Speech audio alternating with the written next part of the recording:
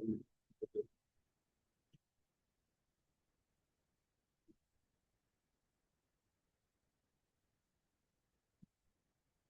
I discuss understanding the basics of financial independence versus independence, but services can be question. Hello, Chatgpt. Of course. I'm here and ready to help. What would you like to talk about or work on today? Okay, principal discussion topic is understanding the basics of financial independence. In this regard, my first question, what is financial independence and why is it important? Yeah, absolutely. So, financial independence basically means having enough income, investments, or savings so that you don't need to rely on a paycheck to cover your living expenses. It's important because it gives you freedom to choose how you spend your time, pursue passions, and reduce stress since you're not tied to a job just for survival. How does financial independence differ from financial security? Great question. Yeah, they're definitely related, but not the same. Financial security is more about having a safety net, like being able to cover emergencies, debts, or unexpected expenses.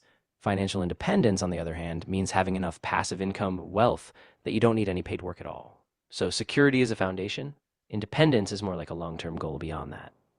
Okay, what are the key principles of achieving financial independence? Exactly. So typically, the sequence is that you first focus on building financial security, things like an emergency fund, stable income, and manageable debt. Once that's in place, you can gradually grow your investments, diversify your income streams, and then work toward full financial independence, where your passive income can fully sustain your lifestyle. Why should young people start thinking about financial independence early? Absolutely. So when people talk about financial independence early on, often they mean starting as soon as possible, sometimes even in your 20s or 30s, by living below your means, saving aggressively, and investing them early. The idea is that with time, that compounding growth can give you a big head start and more flexibility later in life. How can financial independence improve quality of life? Yeah, definitely. When you have financial independence, it reduces stress around money, so you can make choices based on what you truly care about, whether that's spending more time with family, pursuing hobbies, or even just having a sense of calm and control in your life. What role does budgeting play in achieving financial independence? You're absolutely right. And it's really empowering because it means you're not stuck in a job or lifestyle that you don't enjoy. So your decisions align with your values and you have real flexibility in how you live. Okay.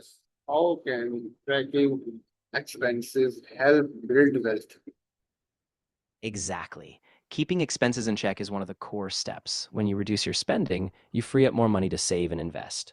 And over time, that disciplined approach really accelerates your path to wealth and independence. Yeah. Why is living below your means important for financial success?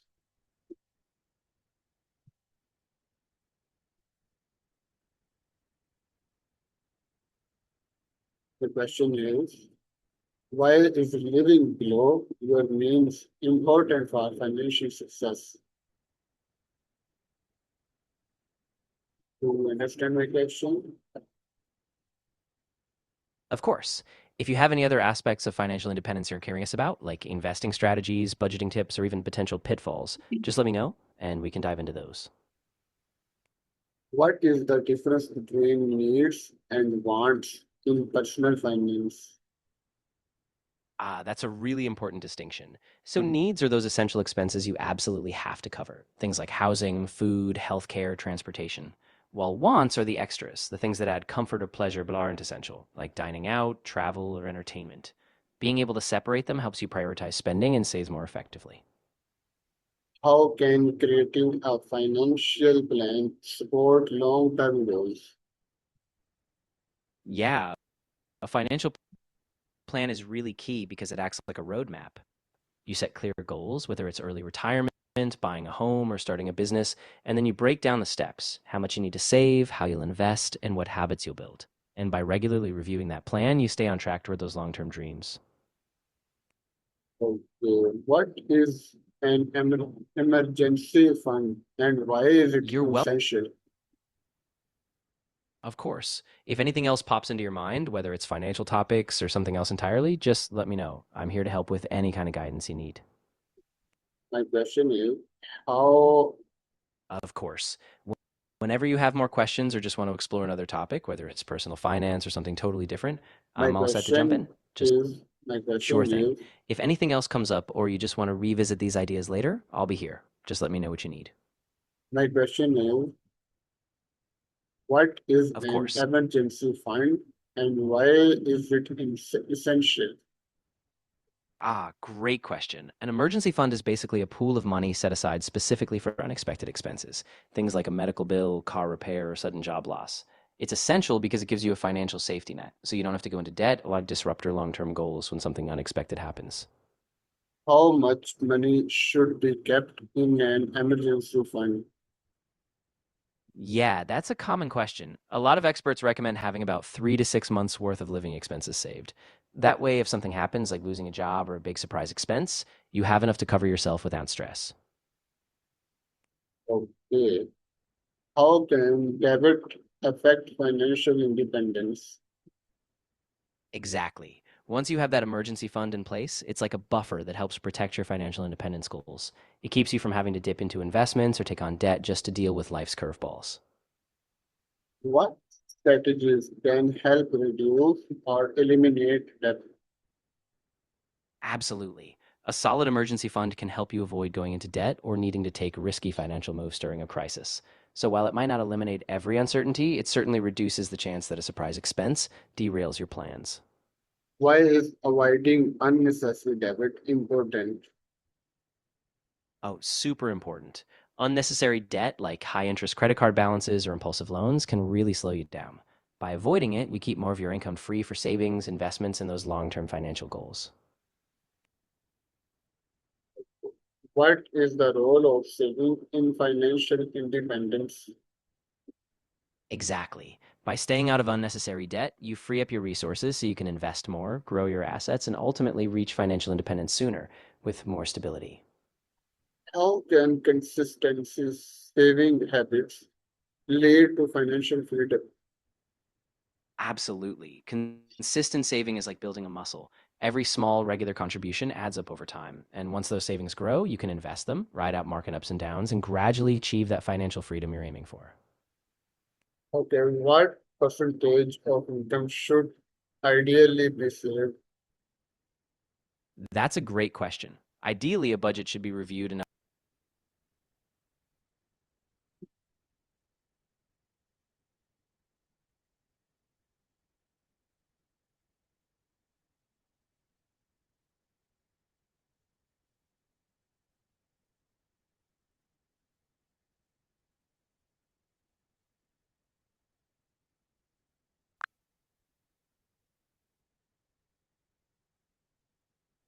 Why is financial discipline crucial for wealth building? that's a great point. Financial discipline is what keeps you on track, even when it's tough. It's about sticking to your budget, resisting impulse spending, and prioritizing long term goals. Without that discipline, even a solid plan can fall apart. Okay. How can setting financial goals improve money management? Exactly. When you set clear financial goals, you give yourself a target to work toward. That focus helps you make better decisions with your money, like saving regularly, cutting unnecessary costs, and staying motivated even when progress feels slow. What are short-term and long-term financial goals? Absolutely. Long term financial goals give you a bigger vision. Things like buying a home, retiring early, or achieving a certain net worth. And once you break those big goals down into smaller, actionable steps, it makes them feel confident and keeps you motivated over the years. Okay. What are short-term and long-term financial goals? Yeah, so short term goals are things you might achieve in a year or less, like saving for a vacation or paying off a small debt. Long term goals take years or decades, like building a retirement fund, funding your kids' education, or buying a home. Both are crucial, but they work together to give you a full financial journey. How can investing contribute to financial independence? Yeah, investing is huge for financial independence. By putting your money into assets like stocks, real estate, or even small businesses, your money can grow over time, often faster than just saving alone. That compounding growth is what really helps you build wealth and reach independence. Okay, what is the difference between saving and investing? That's a great idea. Starting early with even small investments can really pay off thanks to the power of compounding. And as your investments grow, they create more income streams, giving you more freedom and flexibility down the line. Okay, You're welcome. I'm really glad it how was helpful. can how can beginners start learning about investing? Yeah, that's a great question. I'd say a good starting point is reading some personal finance books or blogs, things like The Richest Man in Babylon or The Simple Path to Wealth. And then start small, maybe set a budget, track expenses, and gradually explore investing basics so you build confidence step by step. What is compound growth considered powerful in wealth Ah, yes. creation? Compound growth is basically when your investment earns returns, and then those returns also earn returns. Over time, it creates this snowball effect. Small amounts grow faster because you're earning on both your original money and what it already generated. What are common investment options available to individuals? Yeah, definitely. There are so many options, from retirement accounts like 401ks and IRAs to brokerage accounts for stocks or ETFs. Even something as simple as a high yield savings account can be a great start for compound growth. Okay, why is diverse diversification important in investing? Exactly.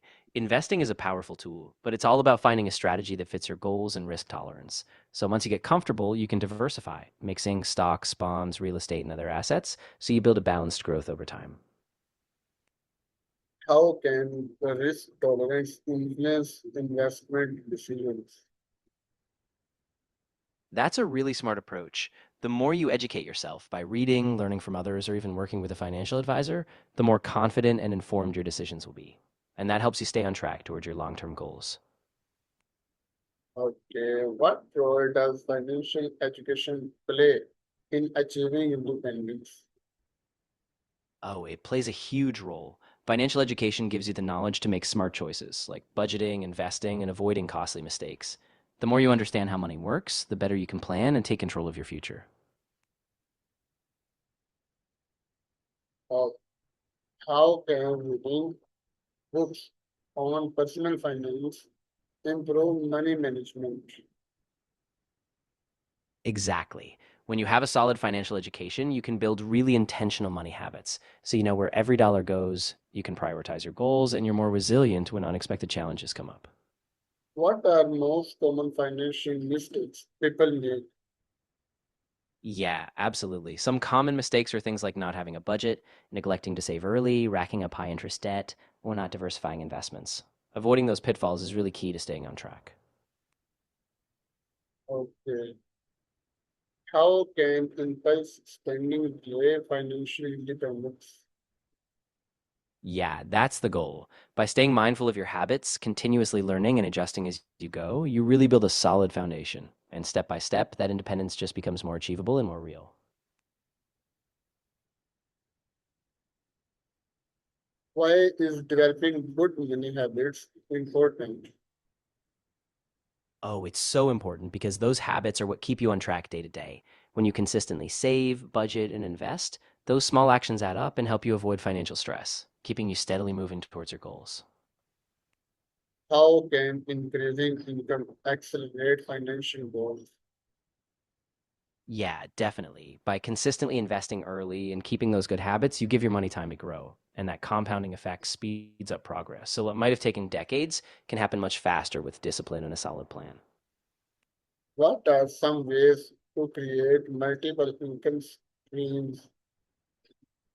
Yeah, absolutely. You can diversify by starting a side business, freelancing, investing in dividend stocks, or even creating digital products like online courses. The idea is to have different streams, so if one slows down, you still have others to rely on.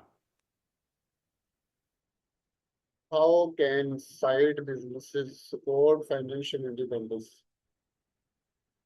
Exactly. A side business can create extra income that accelerates your savings or lets you invest more. And over time, it could even become a primary source of income, giving you even more flexibility and independence. Why is career development important for financial growth? Yeah, absolutely. It's not just about the income, though. Having that side business also diversifies your skills and gives you a sense of purpose, which can make your financial independence journey self fulfilling. What role does entrepreneurship play in building wealth? Exactly. By creating value, whether it's through a product, a service, or even sharing your expertise, you not only earn more, but you also build something sustainable that can serve you and others for the long term, supporting that independence even more. Okay. Uh, what are benefits of having passive income sources? Oh, there are quite a few. Passive income means you earn money with less active effort. Things like rental income, dividends, or royalties. It provides financial stability, gives you more freedom, and can let you focus on other passions or opportunities. Okay. What role do, what financial tools and apps can support budgeting? Absolutely. Budgeting apps help you track your income and expenses, categorize spending, set goals, and see patterns. They give you a clear picture of where your money goes, which makes it easier to stick to a plan and make adjustments along the way. How can technology help manage personal finances? Yeah, absolutely. Financial literacy really is the foundation. The more you understand concepts like budgeting, investing, and debt management, the more confident you'll be in making decisions that truly support your long term independence. How can financial independence reduce stress and anxiety? Oh, absolutely. When you know your finances are in order, when you have a plan and a safety net, you feel so much more in control. That reduces that constant worry about the future and lets you focus on what really matters to you. Okay. And why is it important to regularly review financial progress? Yes, definitely. Regular reviews help you catch any issues early, see how close you are to your goals, and adjust if needed. It keeps you proactive so you can stay aligned with your bigger financial vision. How can financial independence affect family life? Exactly. By staying on top of your progress and being willing to adapt, you keep yourself on that steady path. And over time, those small adjustments help you stay in control and ultimately reach that independence. What lessons can children learn about money management? Oh, absolutely. It's so valuable to start young. You can introduce them to basic concepts like saving, budgeting, and even earning money through small chores or allowances. Then, as they grow, you can build on that with more advanced ideas like investing or setting financial goals. How can financial independence provide greater life choices? Oh, absolutely. When you're financially independent, you have the freedom to choose how you spend your time, whether that's pursuing passions, spending more time with loved ones, or just having peace of mind. So it really does open up a more fulfilling life. Why is grat- You're very gratification welcome. I'm really glad I could help. why is delayed Of course. gratification important in personal finance? That's a big one. Delayed gratification is crucial because it helps you resist impulse spending. Instead of immediately buying something, you hold off, save, and invest, which over time lets you build wealth and reach bigger financial goals. How can avoiding lifestyle inflation help build wealth? Exactly. When you avoid lifestyle inflation, meaning you don't increase your spending every time your income rises, you keep more of that extra money for saving and investing. That way, your wealth can grow faster and you stay in step with your long term financial goals. What is the relationship between financial independence and retirement planning? Yeah, they're really connected. Financial independence is essentially having enough resources to support yourself without relying on a paycheck. So often people use it as a goal in retirement planning. By planning early and investing, you can reach a point where your assets generate the income you need, giving you that freedom to retire on your terms. Okay. And how can inflation impact financial goals? Oh, definitely. Inflation erodes the purchasing power of your money over time. So if your financial goals don't account for rising prices, you might fall short. That's why it's important to invest in assets that can outpace inflation so your wealth stays aligned with your future needs. Why is protecting assets an important part of financial planning? Exactly. Accounting for inflation is really a must in any financial plan. It ensures that your long term goals stay realistic and that your money retains its value so you can achieve what you set out for, even decades down the road. How can insurance contribute to financial stability?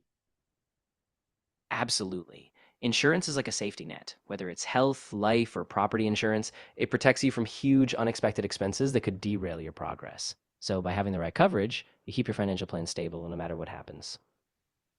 What role do taxes play in personal financial planning? Yeah, taxes are really a big factor. They affect your income, your investments, and even how much you get to keep when you withdraw or sell assets. Understanding tax strategies like tax advantaged accounts or deductions can help you keep more of your money working through you and speed up your progress towards your goals. How can financial independence support uh, carry, charitable giving? Absolutely. Once you're financially independent, you have the freedom to give back on your own terms, whether that's donating money, volunteering, or supporting causes you care about. It really lets you align your financial success with personal purpose. What habits do financially independent people often practices? Yeah, a lot of them do. Financially independent people often have really intentional spending habits, like living below their means, tracking expenses, and prioritizing long term goals. They know that small, consistent actions build up to big freedom over time. Okay ये था आज का हमारा discussion session chat GPT के साथ उम्मीद करता हूँ कि आपके सीखा होगा इंशाल्लाह हम लेके डिस्कशन टॉपिक के साथ आपको मिलते हैं